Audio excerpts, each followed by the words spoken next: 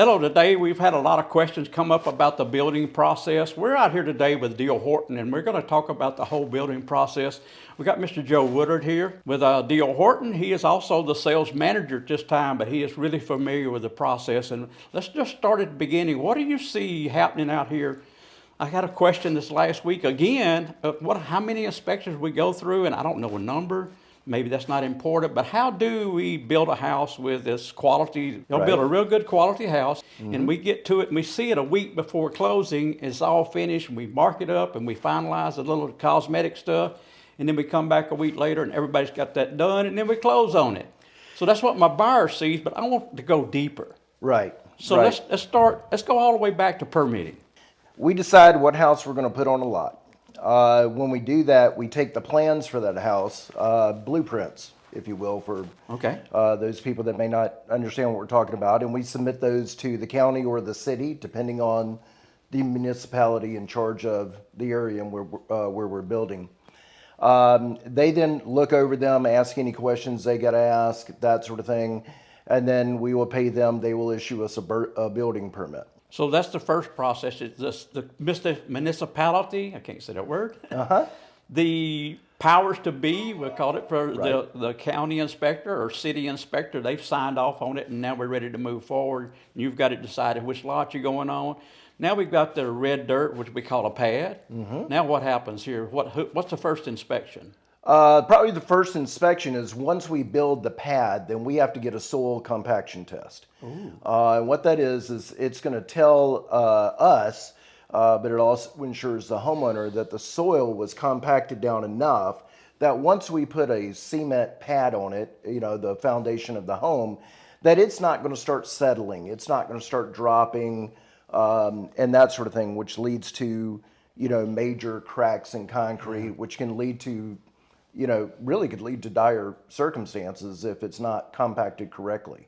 If your house wants to come apart like that, it wouldn't be good. So the soil compaction test is probably the very first test after the plans. And the plans are important too, because you got to understand that, what the city or the county is looking for, they want to make sure that those are engineered correctly. The trusses are strong enough to handle the bracing is strong enough to keep the roof up and that sort of thing. So it really goes through more processes than what any average person would think. So that brings up a good question. Is you notice he's starting here with the foundation, and everybody knows without a good foundation we have nothing. Right. We have to have a firm, solid foundation. Okay, so I'm seeing out here, and y'all do the two by two square footers around the outside of the house, and then the plumbing has to go in, and correct me if I'm wrong. And the plumbing has to go in, and then they put a visqueen in there, and that's inspected as well. So then where do we go then? The plumbing inspection's done. That they're going to look, make sure that everything is tight, sealed, and that sort of thing. Once the plumbing inspection's done, then they will release us to go pour the concrete for the foundation. And they're inspecting the wire and the visqueen and stuff. The plastic is a visqueen underneath the slab, so they know everything is done properly, and we've done the best we can do with a firm foundation. Now we poured the slab. What's next? The next part is going to be we're going to start going vertical with the home, and vertical is just as simple as it sounds. Yeah. We're going to start going up with the framing. Once we get the interior framed, then we're going to put the trusses on.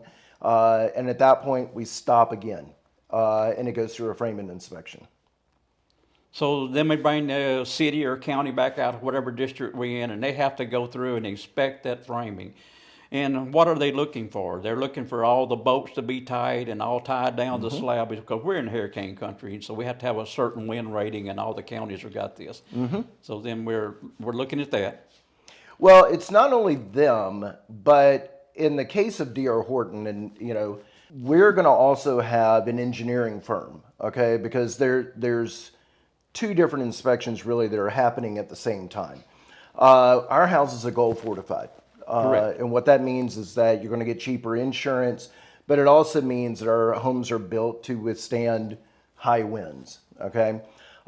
With that, there are inspections that go along with that are outside of the county. So the county's going to come in They're going to look at the framing and make sure that the walls are where they need to be, the weight rating is correct, and that sort of thing. That, all of them are nailed in properly. Like, there's just not one nail up there that halfway missed and you can just knock the stud down. They're gonna go through and make sure it's nailed correctly. But then the engineering firm is going to go in and take pictures and make sure that the walls are, they're framed up in a way to handle the wind load.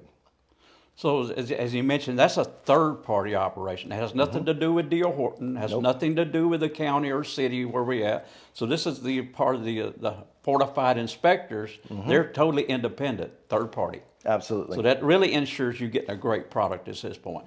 So okay, so they sign off on the framing. We got all the framing stuff done. Now we can put a roof on. You pretty much put a roof on. Go ahead and your trusses are set. You go ahead and put your board on. We're going to do the exterior of the home. Our home is both on the roof and on the side of the home. We use a product called Zip Board. That Zip Board, you'll see it's green on the outside of our homes. It's kind of brown on the roof. And then we have a permanent tape that has to be rolled on. And what that does is create a seal so that water can't get in. So literally, if you have a bad storm and all the shingles were to come off of the home, in a normal case, that would be devastating. But in our case, really, it isn't. You're not going to have any water intrusion, that sort of thing. And there's a warranty that goes on that Zip Board as well. But basically, without any type of decorative roofing, without any shingles whatsoever, you're not going to have any water intrusion. So that's a real good point there. That's the reason we get such great insurance rates on these houses, because the insurance companies are telling us, in all the studies we've done with insurance companies, they're saying once we have the shingle blow off, that's not a big deal, the roof. But when it starts the water starts pouring into the house, that's where the damage comes. Right. You're damaging walls and furniture and floors and everything underneath, and that's where your major expenses is in water damage. So right. This is what we're sealing out is water. And then with the Zip Board, you're getting, the reason why we decided to use it is you're getting kind of two bangs for the same buck. Not only are you getting that extra protection against water intrusion, but also compared to some other products that are out there on the market, you're looking at a, kind of a piece of plywood infused with a rubber type of compound. Well, when that is nailed on, it is actually securing the structure, of the home. So once you get all that done, we go into mechanicals. That's where they're going to rough plumb the inside. They're going to rough do the electrical on the inside. And then guess what happens next? We get another inspection. We get another inspection. Okay, and we'll also put the HVAC equipment in, your air conditioning, all the ductwork and stuff goes in this frame. We've got all the rafters in, or trusses, and all the walls are built up. It's open, so there I have to put all that in. And then you get each one of those mechanical departments. So, do we get a plumbing inspection, an electrical inspection? Are y'all calling it, this is what we understand, is a four-way inspection, or is that separately? It's not quite four-way yet because we don't have the drywall up and that sort of thing. But so they're going to come out and look before we install the drywall, before we do anything else, so they can see the actual bones, of the home. The part that, when you go plug something into a wall outlet across there, you want to know that it's going to come on. When you flip a light switch, you want to know that it comes on. That's where they can look and make sure that all these things are properly wired or properly plumbed. So, okay, so we've got this done. Now we can put insulation in. But we did mention that the third-party inspector, your Fortified inspectors, have come out at this point as well. And they're looking at the roof and the framing, and again, as well as do they look at the plumbing or inspection? Are they just looking for the building envelope? They are looking for the wind rating. So they, to them, they don't necessarily pay attention to the plumbing and stuff. But what they will pay attention to is that permanent tape I told you. It's got to be rolled on. It's got to be sealed up. It can't have gaps in it where water can flow down, get in between boards. So and I'm understanding that the windows will go in at this point too, and they're going to be the same thing. They're going to be taped in as well, sealed in and tight. And the third party people, both people are going to be looking at the sealing of the windows. Be sure we have what we call the envelope. The whole outside is not going to get any wind or any water. Well, in. you can never say never, right? Did I say never? It never say never because Right. God is real and there's always a storm that we haven't seen before. Correct. We've seen a couple of those and had a couple of those in our lifetimes, and we don't know what's coming. But I can tell you that through the inspections and through the building process, we are going to do our best to make that home as tight, as secure, as strong as we can with today's building code and with today's building products. Unforeseen things can happen, so we have to have somebody to do it, and that's where your warranty comes in as well. Mm-hmm. Right. So, we have a warranty department. We're going to look at, all the problems and, sometimes, there's an issue to where, we found something to where somebody along the line skipped a step or something was done improperly. We're going to go straighten that out. We're going to go fix that. Yeah. But then there's also the person, quite frankly, they move their furniture in and they gouge the wall and they call our warranty company saying, hey, there's a hole in my wall. Well, there wasn't yesterday when you closed. So we're constantly fighting those battles as well. But, I will say our warranty department is wonderful. We had, some incidents, that's happened over time to where we know that the buyer caused the problem. But we were just in a better position to fix it for them than what they would be to get it fixed. It doesn't take that much of our time, and we have the expertise, so we went and fixed their problem for them. Well, I'm glad to hear that. But that's the same time we jumped ahead of ourselves a little bit. I was going to talk about the warranty later, so we've got the framing, we got all the house inspected. And now we put this insulation and the drywall in. What's our next inspection? The next inspection really doesn't come until the end at that point. Okay. You got your mechanicals done. So they're going to really inspect the bones. Yeah. So the walls, the foundation, the pad, and that sort of thing. The next inspection really doesn't come until, at the end. We're going to have somebody come in. They're going to test the ductwork and make sure that it pressure tests. That's just making sure we don't have leaks in the ductwork. But that's an internal inspection. It's not a external. Right. The very next inspection by any entity is going to be both the engineering firm and the county when they come out and issue a certificate of occupancy. And at that point, they're going to go through the home. They're going to be testing lights. They're going to be testing the installed appliances. The refrigerator is not an installed appliance. You move that in. Yeah. But a dishwasher, a sink, a stove, those things, they're all going to be tested and looked at, and then they're going to go through and make sure that, all the framing parts are done and there's no gaps on the outside of the home, the flashing, the roof, the shingles, and then they will issue a certificate of occupancy. And then at that point, the engineering firm, they will also come out. They're going to be looking at the shingles. I said you can lose a shingle or all your shingles and the home be safe, but still those shingles perform a task. They perform an operation to allow that wind rating that we're going to get to be gold fortified. So all of that's going to be inspected by the engineering firm. So that's all great. So that's our main objective is our permitting, the outside permits and all that stuff. But we left out an important part that I think of. I tell people all the time, it's really up to that superintendent. Yes. And y'all hire superintendents and bring them in here to oversee these jobs, and they're on the job every day. I mean, they're in that house every day, every time a stage changes.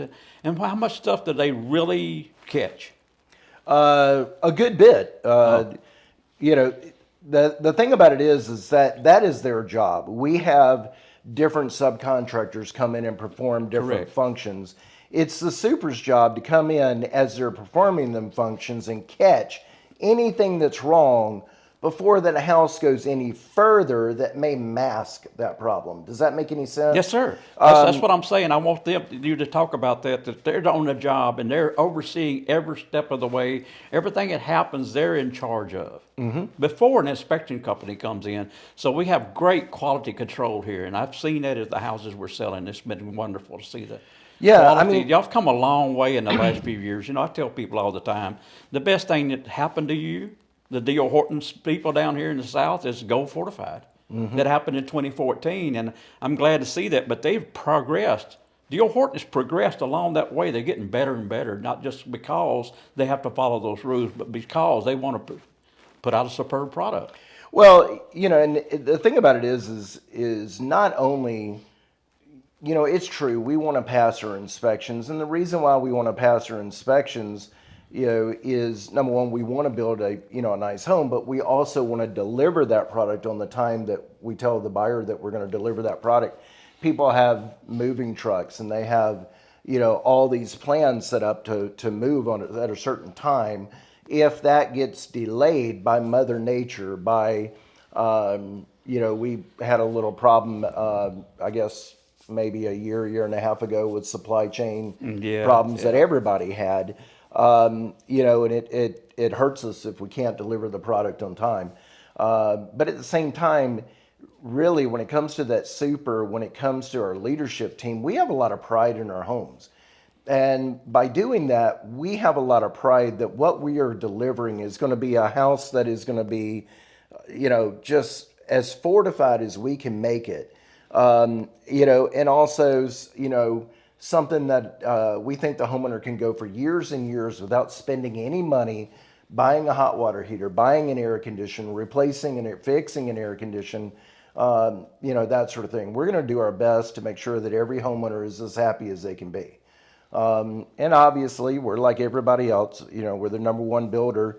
So, we're going to have certain people that complain. Well, that's just it's part of it. Look at IBM and Coca-Cola. But if you really look at how many houses we close in a year and compare that to the number of complaints in a year, you'll find out that number is drastically small. And some of the complaints are just, things that are just not something that we do, if that makes any sense. Yeah, it does. Yeah, I'm understanding a lot of your things is just not have to do with building or has to do with the material that you'll put in a house, or just some of it is cosmetic and some of the things that just happen. Right. You can't control that, and that's just part of it. But right. We talked about inspections, right? Yeah. I mean, there is, when an inspector comes out, he's got a sheet. Yeah. Right. And it says what the county is going to demand that we put in our houses or we do to our houses or whatever.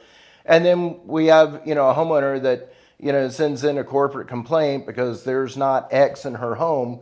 Well, X can't be in her home or it would have violated the inspection. Yeah. That was true. If you remember back, unfortunately, I'm going to age both of us, but do you remember back in the fuse boxes where you had the little round things that you pulled out? Oh, yeah. And the old houses? Yeah. Believe it or not, you can't build a house with those today. Really? You can't. You can't buy them anymore, can we? Yeah, I don't think you can. But if you haven't, if you lived in a home that was built during that era and you move into a brand new home today, you're going to go to your fuse box and go, where's the little round things that they're not there. And if they were, we wouldn't pass inspection. Yeah. So, a lot of it is not really a complaint. It's just where we didn't know they didn't know, and we've got to educate them on why it's done the way it is done today. Well, that's the point of this conversation right now. We're trying to educate people. My job is not to sell people.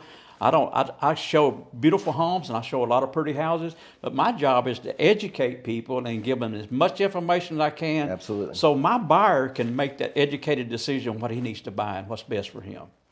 Right. The old, I'm just thinking of instances that have changed. Remember the old GFIs? Yeah. Back in the day, we didn't have them. And then you had the GFI switches where you had the test and you had the... And we don't have them no more. No. Right? I know. They're not in any house that we build. Why is that? Because we moved everything to the breaker. And they're not only the ground fault system like we used to be with that button pressed on them, they're also surge protectors now too. Right. But we moved everything into that breaker box. Yeah, in the outside box or in the inside box. So it is actually a lot safer in that situation because you get more control over all of the electrical system, not just the few, the little outlet right there at your bathroom sink. It was protected. Yeah. But your light switch wasn't. Yeah. Now I'm not saying you're going to be blow drying your hair with the cover off your light switch, and something's going to happen. But No, this is what it means to us guys. When my wife said I got to put that picture right there, and I drive a nail in there and I hit one of those wires, it don't electrocute me. right, no, And it doesn't. and it's protected because it's going to trip that surge protector outside that break the Absolutely. GFI, the ground fault. It's going to trip it, so I know when something went wrong and the lights go out. Now I can go out there and pull my nail out and go out there and reset the breaker. So anyway, so we got off the point, but that's just a tidbit we just threw it in here. Joe, I'm so glad you was able to take time out of your busy schedule to meet with me today and Absolutely. get to go over this, because I think there's just so many of us that just don't understand all the whole process and how many people has overseen this concrete or these walls before they're actually turned over to a good buyer. Yeah, I mean, not only does the engineering firm, the county, the city, depending on the municipality, you got the super that's going to be in Yeah. there every day, and then you have leadership. Yeah. I walk every house.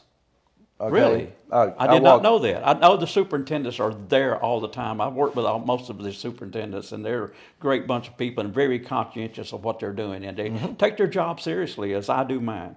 And Yeah, I appreciate that. this week, I know for me, this week I'm walking every house that'll close next week. Wow, that's So wonderful. I'm sitting here, I'm going to make a list. Sometimes Fresh Eyes, Yeah. is a little bit different. I'm going to make a list for the super and let them know what I see that needs to be corrected fairly quickly, so that when the homeowner gets to their final walk, that, everything is done, hopefully. Sometimes they're again, supply chain stuff. Maybe there Yeah. was something broken that we have on back order, but we're gonna try to get that fixed as quickly as possible. And the quicker we find the problem, the quicker we can get it fixed. So you're gonna have the construction manager. He's gonna walk in the home. The ops manager might walk into the home. I'm gonna walk in the home, and my sales agents, they have a personal relationship with everybody that buys a home for them. They're tending to go in there and walk that home too, and tell the super, hey, I see this, I see that.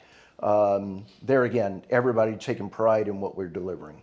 Well, thank you so much. I hope this really helps everyone out there. If you got any questions, my information's right here. Contact me. I can help you or hook you up with the right people. I don't have all the answers either, but I can point you in the right direction of the right people that can answer your questions. Thank you very much. See you on the next video.